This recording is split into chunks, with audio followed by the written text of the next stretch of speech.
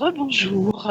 Nous reprenons avec l'intervention de M. Socrate.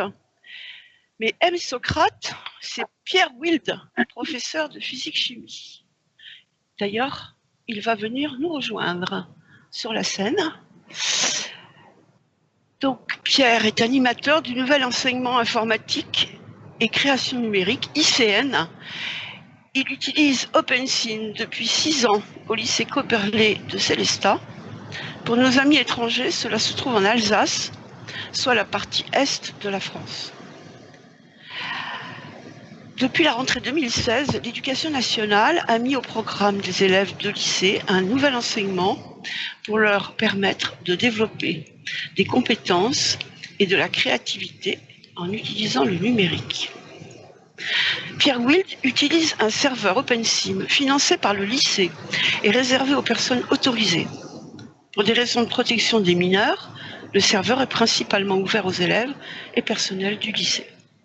Son intervention a pour objectif de montrer l'organisation du travail et les résultats obtenus pour l'année 2016-2017. À toi.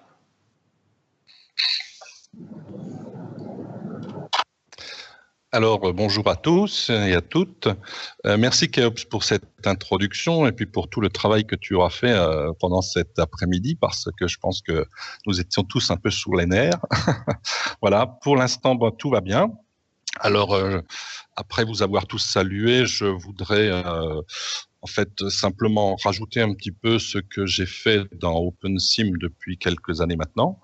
Alors, il se trouve que j'ai travaillé dans un système OpenSim qui était à l'origine dédié à de la création un peu à tout va. J'ai eu l'aide de pas mal de personnes qui m'ont aidé à rentrer dans la façon de procéder. Et puis j'ai décidé de faire ça au lycée où je travaille, le lycée donc Berlé de Sélestat. Alors, dans ce lycée, j'ai utilisé pendant 2 ans des régions et des créations qui étaient préparées pour les élèves, pour que les élèves puissent en fait s'en servir. Alors ici, quelques petits exemples. Il s'agissait de faire de la biologie, du travail sur l'ADN, sur l'évolution en biologie, mais aussi en physique. Nous avons travaillé sur les étoiles, les planétariums.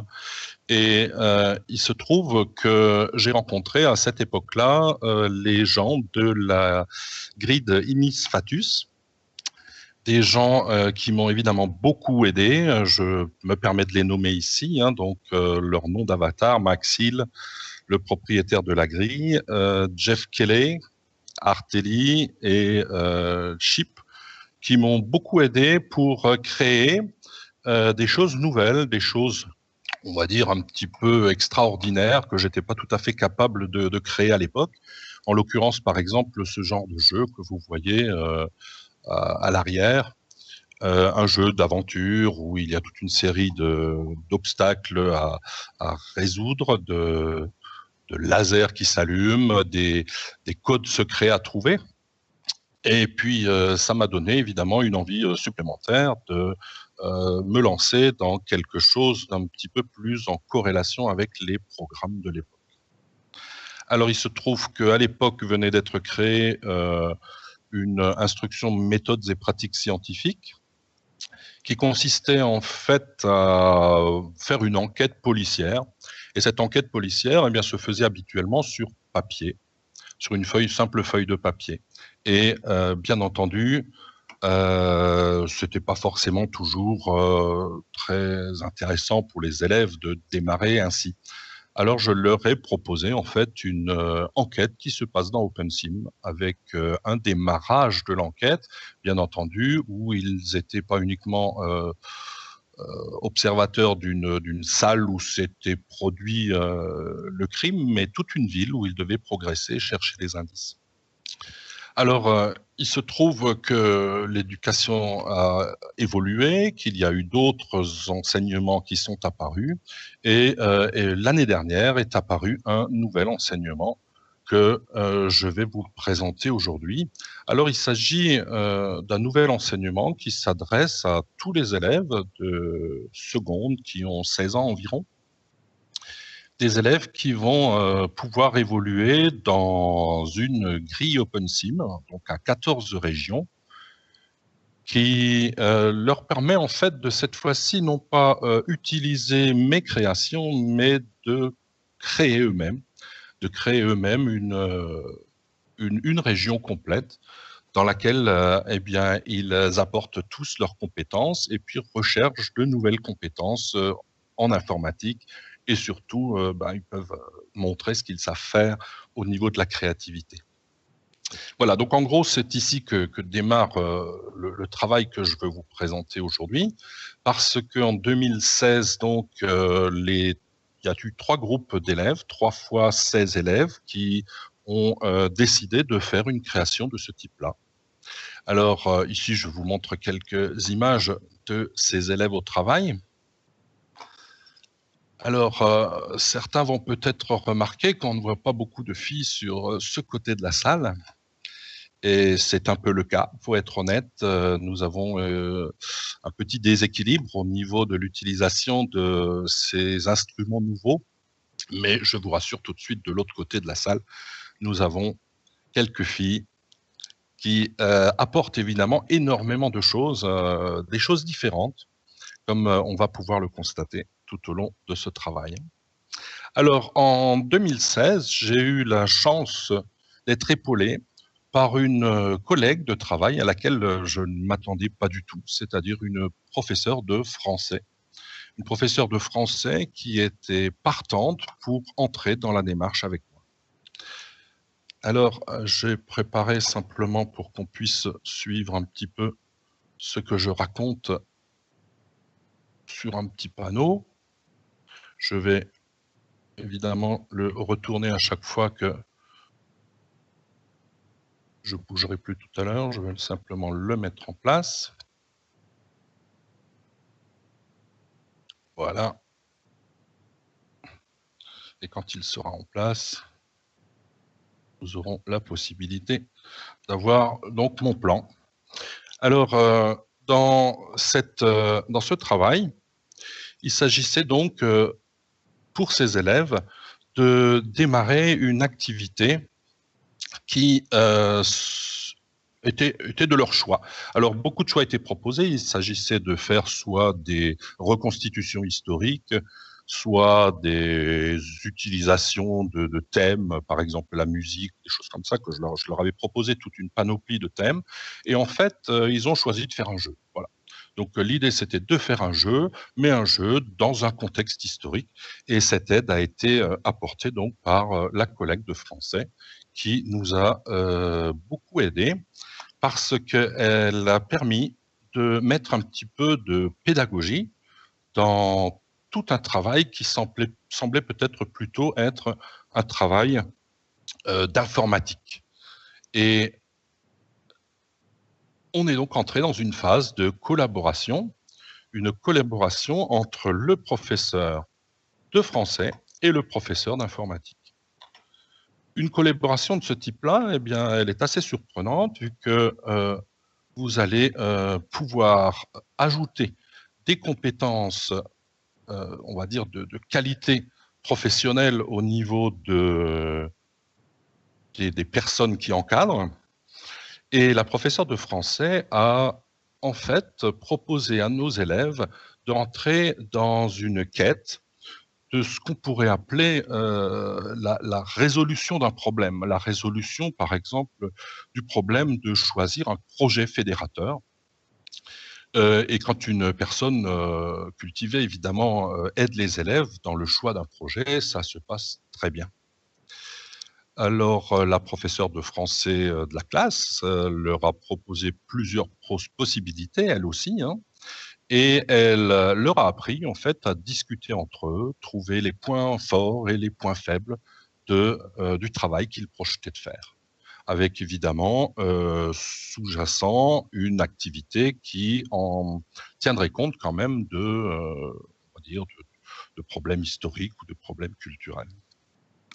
Alors, bien sûr, ce travail en amont a été capital pour qu'on puisse arriver à faire quelque chose qui soit de qualité. Et est entré ensuite le travail dans sa seconde phase, la phase de travail sur le côté technique. Le côté technique qui demandait évidemment la plateforme OpenSim. Et le choix du projet, alors, c'est un peu orienté différemment dans la mesure où, évidemment, tous les élèves étaient tentés par la réalisation d'un jeu. C'était le jeu qui devait passer avant tout. Et le professeur, donc, de création numérique que je suis, eh bien, les a mis en garde, en fait. Ils s'attendaient certainement à faire des jeux de qualité comme ceux auxquels ils peuvent jouer. Et finalement, eh bien, il se trouve qu'avec OpenSim, on va devoir avoir quelques limitations. Et ils ont effectivement, ils sont rentrés dans la démarche de faire quelque chose d'assez sobre, pas vouloir rentrer trop dans des détails, pour qu'on puisse aboutir dans une durée quand même relativement courte d'une 50aine d'heures de travail entre le choix du projet et la conception finale qui a eu lieu donc vers le mois de mai, où ils étaient censés présenter leur projet. Donc, on évoque, par exemple, pour illustrer le côté pédagogique de toutes ces affaires, eh bien, on peut évoquer le fonctionnement d'une vraie équipe de jeu, de création de jeux. On peut parler des différents métiers qu'on peut trouver dans la conception de ces jeux numériques aujourd'hui. Et surtout parler des ingénieurs indispensables, comme aujourd'hui toute la partie technique. Je tiens à féliciter tous les gens qui ont permis cette partie technique chez nous aujourd'hui. Il y a donc aussi le métier de graphiste. On voit beaucoup dans OpenSim de graphistes en tout genre. Et bien entendu, passer de la 2D à la 3D, un passage qui s'est fait dans les années qui se sont écoulées. Alors, bien ça y est, le projet était lancé. Ils ont choisi de faire un jeu du style shoot 'em up où il fallait tirer sur tout ce qui bouge, mais dans un contexte plus ou moins historique. Alors, ce contexte historique, il a été donné en titre. Il a donc fallu, bien entendu, entrer dans la phase de conception.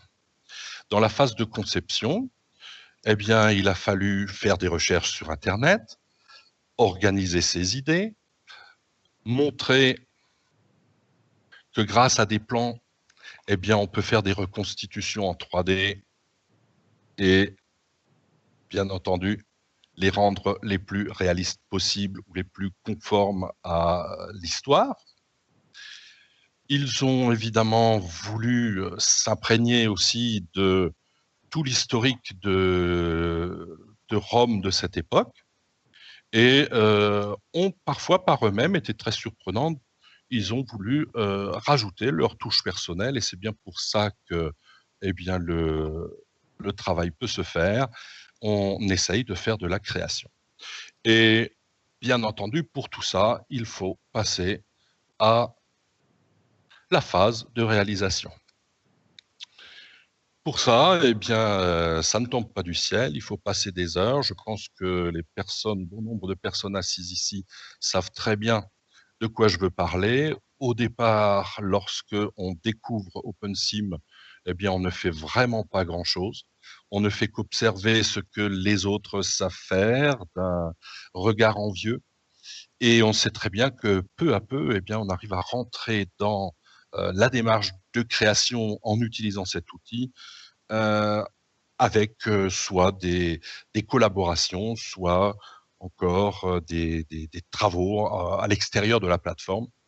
Et donc voilà, encore une fois, donc lancer une démarche de formation. Alors pour ces élèves-là, il leur a fallu apprendre à construire dans le monde. Alors les élèves, évidemment, à cet âge-là, 16 ans, ont une expérience bien fondée, par exemple sur le monde Minecraft. Ils sortent du collège en ayant tous pratiqué ces travaux de construction. Et lorsque, évidemment, on leur propose de construire dans un système qui est un peu plus réaliste, qui correspond peut-être plus à leurs attentes, eh bien, je crois qu'ils sont tout à fait disposés à réinvestir ce qu'ils ont appris dans le passé. Alors, construire dans le monde virtuel, oui, l'association d'objets, les modifications des primes, les assemblages, le, la conception d'un objet complexe à partir d'une association de primes, tout ça, eh bien, les intéresse beaucoup.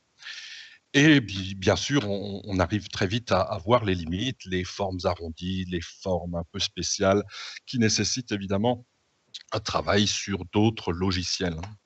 Alors, je leur fais une petite formation Blender. Blender, ça leur sert bien. Au passage, simplement dire que je me limite à des logiciels libres, de telle sorte que ces élèves puissent continuer le travail chez eux à la maison. Continuer le travail à la maison, ça suppose aussi pouvoir utiliser la plateforme depuis chez eux, ce qui est tout à fait possible, hein. Donc la plateforme qui est payée par le lycée est accessible depuis chez eux à la maison. Alors ensuite, évidemment, travail de texture, sur les textures, savoir faire des effets de raccord, c'est très vite indispensable. Et puis là, je me suis surpris à voir qu'en présentiel, c'est-à-dire, lorsque vous pouvez intervenir directement à côté de l'élève, eh bien une vingtaine de minutes sont des fois suffisantes pour régler un problème, qu'ils aimeraient voir réglé pour leur projet. Voilà. Donc, ils apprennent extrêmement vite et le fait de pouvoir passer derrière eux et les aider au moment précis où ils ont, le questionnement se pose, eh bien, je crois que c'est vraiment le secret d'un apprentissage très rapide dans ce monde virtuel d'OpenSea. Ensuite, évidemment, la phase de programmation. Une phase de programmation qui s'avère très, très vite utile à bon nombre d'entre eux, ne fût-ce que pour ouvrir des portes, faire coulisser des choses, et puis rentrer peut-être même dans de la programmation, des scripts qui sont évidemment de plus en plus compliqués. Alors j'étais personnellement assez médiocre, d'ailleurs je le suis toujours en programmation, en script. Là j'ai un secret, c'est que j'ai mon ami Jeff Kelly qui m'a, en fait, beaucoup, beaucoup appris et je tiens à le remercier ici en public. Voilà, il y a donc toute une série d'exigences et les futurs créateurs de jeux que sont ces élèves, eh bien, font que, heu, ils se rendent compte très vite qu'ils ont besoin d'un travail en équipe. Ils ont besoin de se répartir les tâches parce que, ils ne peuvent pas tous, évoluer à la même vitesse et avoir, la même dextérité dans tous les domaines. Alors il se trouve que, chaque élève dans ce cas peut avancer à son rythme et surtout on ne perd pas de temps au niveau global vu que certains, peuvent expliquer ce qu'ils viennent d'apprendre à leurs camarades qui ont omis une partie et c'est comme ça qu'on avance très, très vite vers les, la finalisation donc du projet.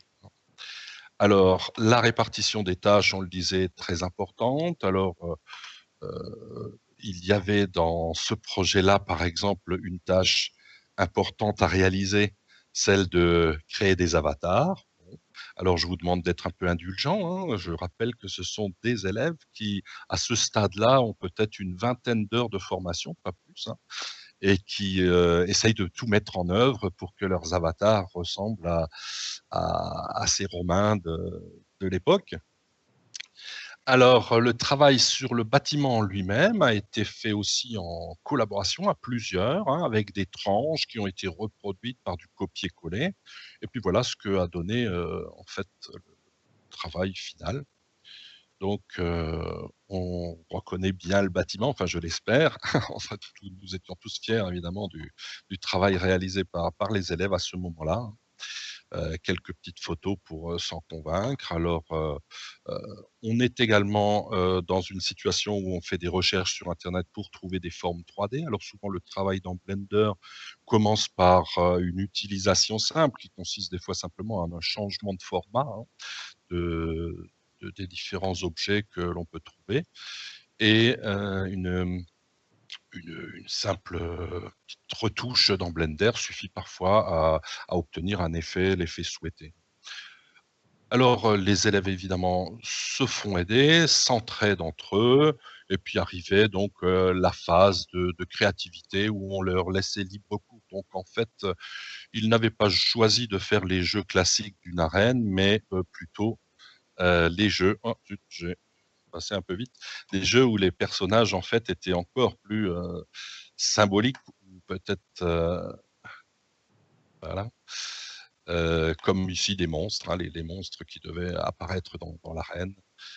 C'était un de leurs objectifs et puis bon, bah, on a réussi à leur faire comprendre que de temps en temps, bah, tuer un monstre, c'est peut-être pas si mal que ça par rapport aux jeux qu'ils jouent, de façon classique habituellement.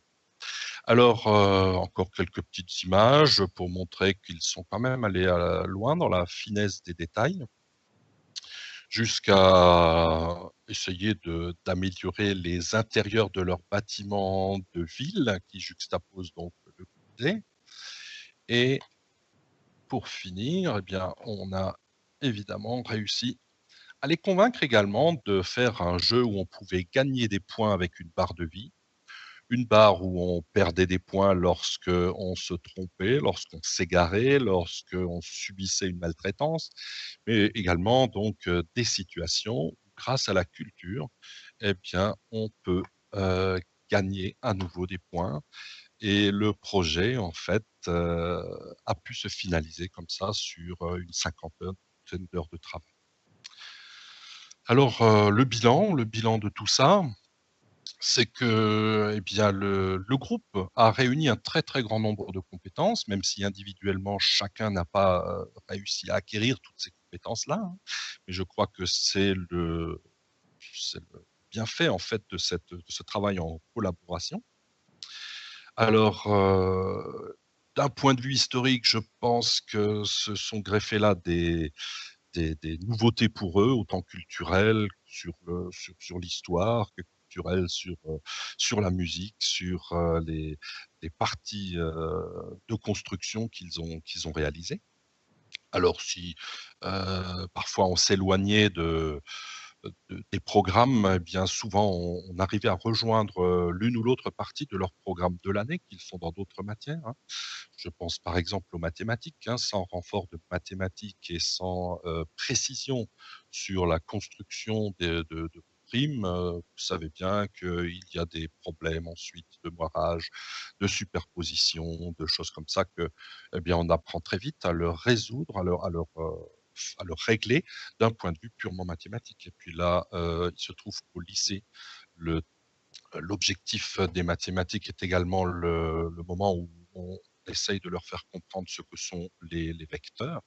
Et les vecteurs, bien entendu, dans OpenSim, tout le monde en a entendu parler, hein, qu'il s'agisse de vecteurs de position, des vecteurs qui retracent la dimension ou encore des vecteurs qui leur permettent de modifier les couleurs dans ce monde. Alors, technologiquement, les élèves ont acquis des compétences, informatiques indéniables.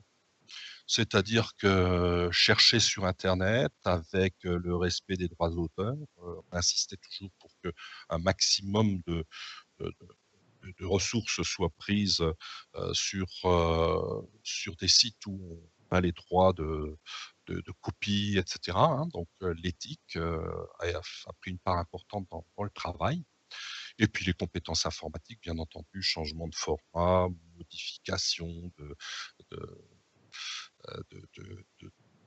parties qui sont évidemment alors, intégrables dans OpenSim par la suite. Voilà, donc bien sûr, on a abordé les potentiels aussi et les dangers du travail en réseau. Le travail en réseau, tout le monde sait que, eh bien, dans un monde de ce type-là, évidemment, vous pouvez vous connecter, rencontrer des personnes qui a priori, sont d'illustres inconnus. Eh bien, il y a ces risques-là où il faut qu'ils les prennent en considération. C'est la raison aussi pour laquelle j'ai voulu que nous démarrions en fait, là pour certains, ils ont démarré ça, hein, travailler dans un réseau de ce type, démarrer avec moi, avec leur nom réel, dans une plateforme protégée, avec évidemment la possibilité d'entrevoir tous les méfaits potentiels qu'il y a à se promener de façon inconsidérée dans ces réseaux. Voilà, après d'autre part, évidemment, il y a aussi le côté intéressant, découverte, hein, qui n'est pas à nier. Et on peut faire évidemment toute une étude là-dessus.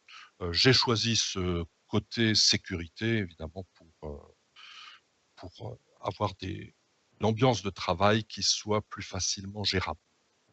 Voilà. Et puis ensuite, bien évidemment, la contribution au développement humain, hein, le travail en groupe, le respect d'autrui, évidemment, qui ont permis donc la réalisation d'un tel projet. Voilà, je pense avoir à peu près retracé tout ce que j'ai pu faire avec les élèves en 2016. Alors, pour cette année 2017 simplement, et il y a un nouveau projet en cours. Alors cette année, ils ont choisi de faire une fête foraine et nous développons actuellement ce travail. Voilà, et je vous remercie de votre attention. Je remercie Mal et surtout Tirza qui doit être très fatigué maintenant. Et je pense que nous avons tous mérité une petite pause. Merci à toi. Je ne sais plus si je dois dire M ou Pierre, c'est les deux. Alors, en fait, oui, c'est égal. Hein. Oui, l'historique de mon nom, quand même, hein, c'est M Socrate, au sens où, bien philosophiquement, on a quelques démarches à régler en utilisant ces mondes-là. Voilà. Eh bien, merci beaucoup et à tous ceux qui sont passés là avant notre heure de dîner. Je pense qu'il y a le break là consacré maintenant à aller se détendre un petit peu. Et puis la suite tout à l'heure, je ne sais plus à quelle heure, c'est 21h je crois, notre fuseau horaire. Pour les autres, vous avez le programme, hein, voilà. À bientôt.